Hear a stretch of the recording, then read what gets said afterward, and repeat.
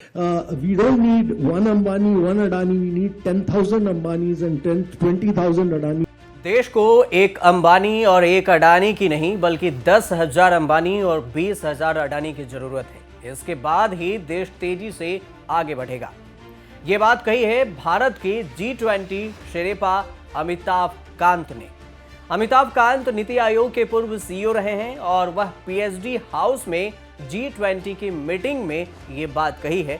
उन्होंने आगे क्या कुछ कहा ये आपको सुनवाते हैं और उसके बाद आपको बताएंगे कि आखिर ये शेरेपा होते कौन है। Without your prosperity, India cannot grow. If India is to grow at 9 to 10% for 3 decades, all of you have to grow at 30 to 40% per year. That is the challenge for India. And that can, you see, without private sector growing, all these, one basic fundamental we must realize is that G20 is not about government alone. That is why there is a business 20. Unless and until you don't grow and prosper, India will not grow and prosper. Government should break down all rules, regulation, procedures, paperwork, which is what this government has been attempting to do to make India easy and simple for business. But India wants private businesses to grow and prosper. Unless and until, MSME doesn't become a large company and large companies do not become super large. We don't need one Ambani, one Adani. We need 10,000 Ambanis and 20,000 Adanis. Then only India will grow. So we would like all of you to use the opportunity of G20 to become bigger and biggest in your respective field. And this is the opportunity you will never get again. This is the opportunity. Get into the global supply chain and capture this opportunity. दरअसल भारत 1 दिसंबर से G20 का अध्यक्ष बनने जा रहा है। अभी Indonesia अध्यक्ष है। कांत ने कहा कि G20 की अध्यक्षता के दौरान दुनिया भर के कारोबारियों से बातचीत करने का शानदार मौका मिलेगा और यही मौका है कि भारत आगे अपने विकास को ले जाए और अपनी उन्नति को दुनिया के सामने पेश करे।